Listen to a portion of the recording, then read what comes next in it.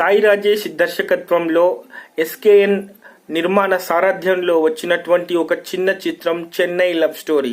అయితే కేవలం మినిమం బడ్జెట్తో తెరకెక్కించినటువంటి ఈ సినిమా ప్రస్తుతానికి 50 కోట్ల క్లబ్లో చేరింది. అయితే కిరణ్ అబ్బవరం కెరియర్లోనే తొలి 50 కోట్ల చిత్రంగా చరిత్రకెక్కినటువంటి ఈ చిత్రం అసలు ఎలాంటి ఎక్స్పెక్టేషన్ లేకుండానే ఇండస్ట్రీ హిట్ అవ్వడం అనేది ప్రస్తుతానికి సినీ వర్గాలని ఆశ్చర్యానికి గురి చేస్తుందని చెప్పాలి.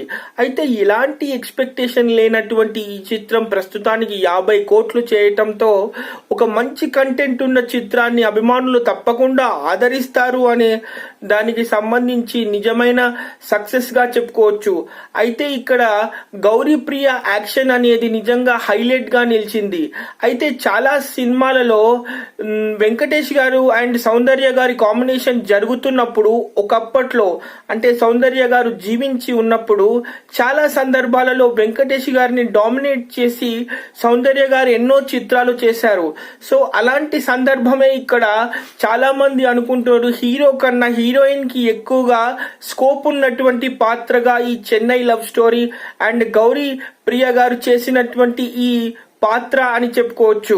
అయితే 2 విభాగాలకు సంబంధించినటువంటి ఈ చిత్రానికి సంబంధించి మిక్స్డ్ టాక్ స్టార్టింగ్ లో వచ్చినప్పటికీ ప్రస్తుతానికి మాత్రం ఇండస్ట్రీ హిట్ గా అందరినీ ఆశ్చర్యపరిచేలాగా చెన్నై లవ్ స్టోరీ 50 కోట్ల క్లబ్ లో చేరింది.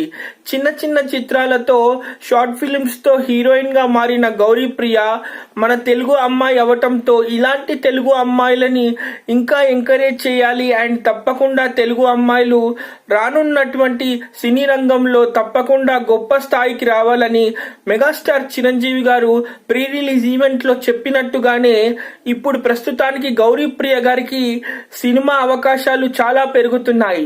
Stay tune for the further updates. Bye.